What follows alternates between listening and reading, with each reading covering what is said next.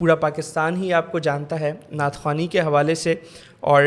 آپ کی جو خصوصیت ہے وہ صرف یہی نہیں ہے کہ آپ نعت پڑھتے ہیں، بلکہ آپ نے نعتیہ ادب پہ جتنا کام کیا ہے وہ شاید کسی بھی نعت خواں نے اتنا کام نہیں کیا۔ تو میں سب سے پہلے تو یہی جاننا چاہوں گا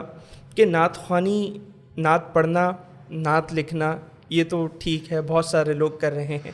نعتیہ ادب کی طرف رجحان، لٹریچر کی طرف رجحان، یہ کیسے سلسلہ بنا، کب اسٹارٹ ہوا، اور اب اس کی کیا پوزیشن ہے، اس پہ تھوڑی سی گفتگو کیجیے۔ حافظ صاحب، جب میں نعت گوئی کی طرف آیا نعت خوانی سے، تو میرے ذہن میں یہ ہوا کہ میں ذرا اس شعبے کو دیکھ لوں کہ اس میں کیا کام ہوا ہے، کون اس کے اہم لوگ ہیں۔ اور بچپن ہی سے ہم ثنا خوانی کی محفلوں میں حضرت حسان بن ثابت رضی اللہ تعالیٰ عنہ کے بارے میں جب سنتے تھے تو ایک دل میں ایک انس پیدا ہوتا تھا، محبت پیدا ہوتی تھی، جاننے کی کوشش کرتے تھے کہ بھئی وہ خوش قسمت صحابی رسول کون ہیں جن کو اللہ نے یہ اعزاز بخشا کہ وہ شاعر دربار رسالت کہلائیں۔ اس تجسس نے مجھے نہ صرف حضرت حسان بن ثابت کے حوالے سے چیزوں کو جاننے کی طرف متوجہ کیا، بلکہ پوری نعت کی روایت کو جاننے کی کوشش کی۔ سبحان اللہ۔ میں نے، کیونکہ ظاہر ایک تجسس بڑھتا ہے تو آپ پھر اس کے متعلقات پر بھی غور کرتے ہیں کہ اس کی ضرورت کیوں پڑی،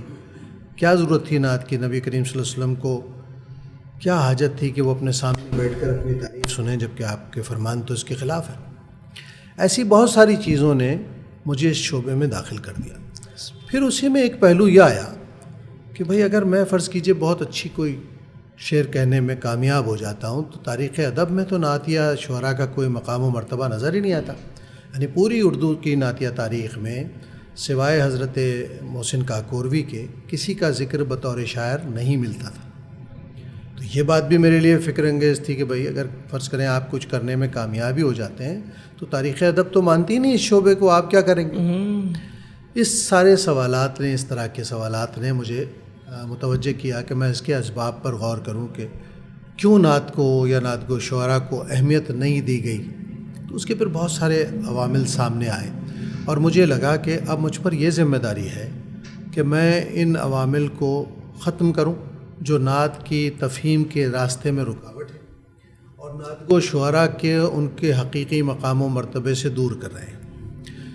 اور ظاہر ہے اس میں ایک سب سے بڑا پہلو یہ تھا کہ نعت کو تنقید پر کبھی نہیں پرکھا گیا تھا، تنقید کی کسوٹی پر کبھی نہیں پرکھا گیا، اس لیے کہ لوگ ڈرتے تھے ہر آدمی کی مذہبی شاعری اس کا اپنا اعتقادی مسئلہ ہوتا ہے، اپنا جذباتی مسئلہ ہوتا ہے، اس میں اگر کوئی تنقید کرے تو اسے برا محسوس ہوتا ہے۔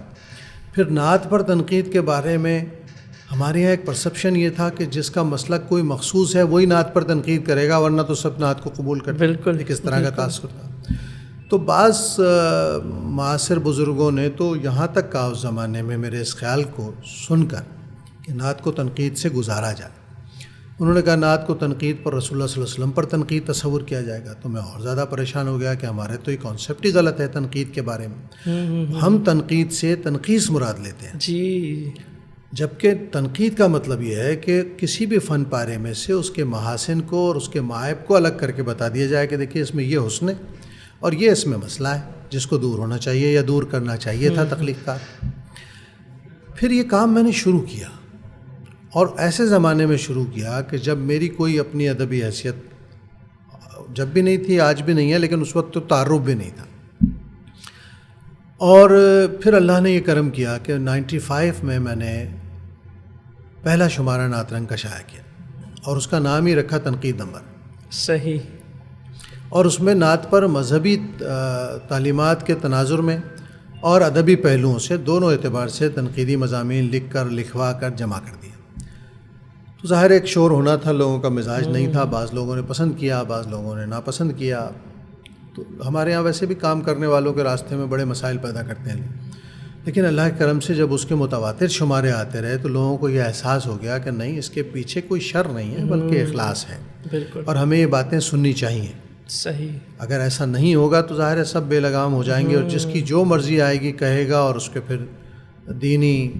تعلیمات پر بھی ضرب آتا ہے، اور ظاہر ہے کہ زبان و بیان کے اعتبار سے بھی نعت کو ایک درجے پر ہونا چاہیے۔ بالکل بالکل۔ تو وہ کوشش میں نے کی اور یوں سمجھ لیجئے کہ اب اس کا 31واں جرنل چھپا ہے، ماشاء اللہ، یعنی تقریباً 30-35 برس میں نے 31 جرنل شائع کیے جو نہ صرف پاکستان میں بلکہ ہندوستان کی بھی بیشتر یونیورسٹیوں میں، اور اب تو اس پر کئی مقالے لکھے جا چکے ہیں،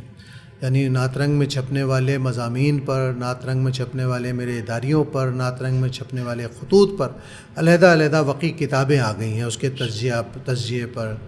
اس پر تنقیدی زاویوں سے۔ تو یہ میں سمجھتا ہوں کہ ایک اللہ رب العزت نے ایک جذبہ ڈال کر میرے دل میں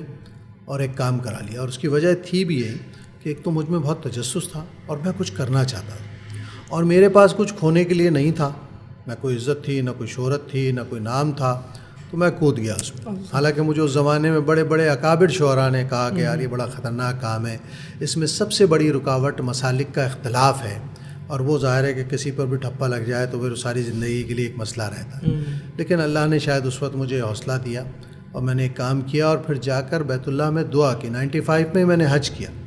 زندگی میں پہلی بار جب میں گھر سے نکلا تو میں حج کے سفر پہ نکلا، تو میں نے وہاں جا کے دعا کی کہ یا اللہ میں نے یہ سلسلہ شروع کیا ہے، اس میں کوئی شر ہے تو اسے یہیں روک دے، اور اس میں کوئی خیر ہے، کوئی برکت ہے تو اس کو عام کر دیں۔ اللہ نے اس کو ایسا عام کیا کہ پوری اردو دنیا میں اس کا ایک تعارف ہے ماشاء اللہ۔ اور بیت اللہ کے حوالے سے آپ کا لکھا ہوا کلام، کعبے کی رونق، کعبے کا منظر، اور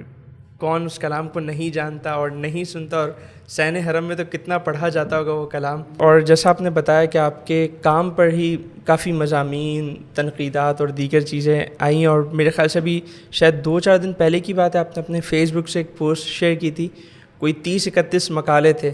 جو آپ کے کام سے ہی غالباً ریلیٹڈ تھے، اور ماشاءاللہ ایم فل اور پی ایچ ڈی کے۔ اصل میں اس میں سارے میری کتابوں پر نہیں تھے۔ ہوتا یہ ہے کہ یونیورسٹیوں میں اس 30-35 برس کی نعت ریسرچ سینٹر کی ایکٹیویٹی سے یہ ہوا کہ اسے موضوع کے طور پر مانا جانے لگا۔ اچھا، اب ہوتا کیا ہے کہ جیسے بی ایس کے مقالے لکھتے ہیں بچے آ کے بالکل ابتدائی دنوں میں، تو ان کے لیے کوئی بہت بڑے موضوعات جو بہت پھیلاؤ رکھتے ہیں وہ نہیں دیے جا سکتے۔ تو میں نے ان کو سجیسٹ کیا کہ آپ ایک ایک کتاب پر ایک بچے سے کام کرائیے، اس کا تجزیہ کر لے، اس کے حواشی تعلیقات دیکھ لے، جس طرح کے معاملات اللہ تعالیٰ۔ تو وہ غازی یونیورسٹی بنی تھی ڈیرہ غازی خان میں نئی، تو اس میں ڈاکٹر کامران صاحب تھے، انہوں نے مجھ سے کچھ 40 موضوعات لیے اس طرح کے، اور اس پر پھر 35 پر کام ہوا الحمدللہ۔ تو وہ جو پچھلے دنوں مجھے ڈاک سے موصول ہوئے مقالے،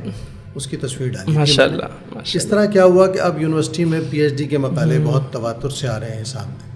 اب ایم فل کے مقالے بہت تیزی سے سامنے آ رہے ہیں، اور میں ہر سال یہ کرتا ہوں کوشش کہ موضوعات نئے ڈیولپ کر کے سوچ کے، یونیورسٹیاں جب کہتی ہیں کہ بھائی اب موقع آ گیا ہمیں دے دیجیے کچھ موضوعات، تو پھر میں یونیورسٹیوں کو فراہم کر دیتا ہوں، اس پر وہ کام کراتے ہیں۔ ورنہ ایک زمانہ یہ بھی تھا